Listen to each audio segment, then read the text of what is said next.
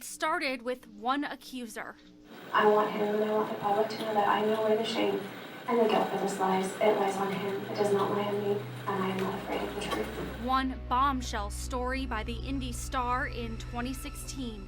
We're asking these young women to tell us these horrible sexual assault stories to strangers and then trusting that we're going to do the right thing with it. And ended with the fall of a once powerful man in the world of elite gymnastics. How it all unfolded is a story of courage, strength, and the importance of investigative journalism. August 4th, 2016, the Indianapolis Star publishes a lengthy investigation into sexual abuse complaints spanning decades at USA Gymnastics. That same day, Indy Star receives an email from Rachel Denhollander where she wanted to, quote, report an incident. She was very poised, she was very smart, and you could tell right away that this was someone who was going to come off as trustworthy. On August 29th, Rachel Denhollander files a criminal complaint against Nassar with Michigan State University Police.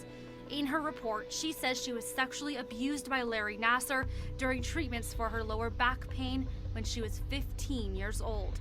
He has everything he needs to be an incredible leader. He has the personality, he has the skill, he has the knowledge, and he's using that to prey on people.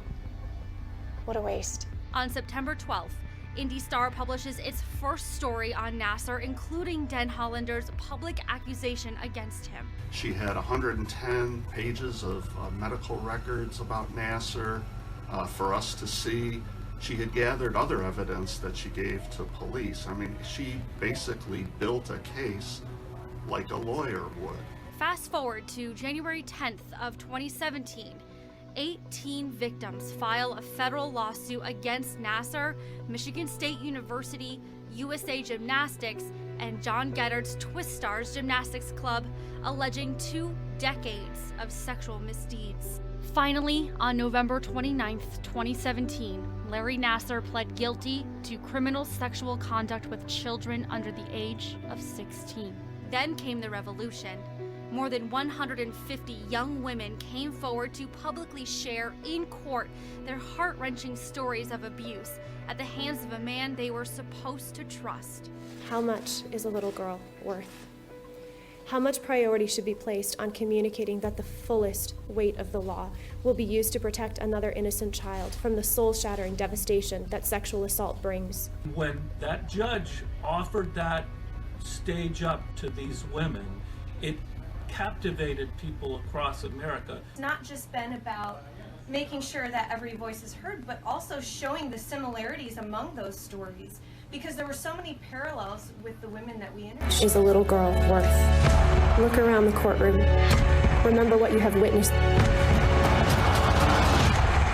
Because everything is what these survivors are worth. Over 260 women stepped forward accusing him of sexual assault.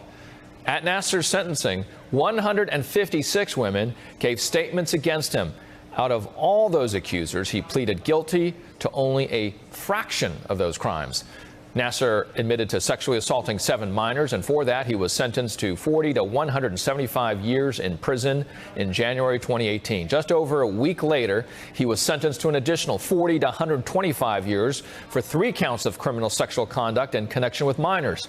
Then in March, 51 women sued the U.S. Olympic Committee and its board members for failing to prevent sexual abuse. On January 24th, 2018, he was sentenced to 40 to 175 years in prison. Your decision to assault was precise, calculated, manipulative, devious, despicable.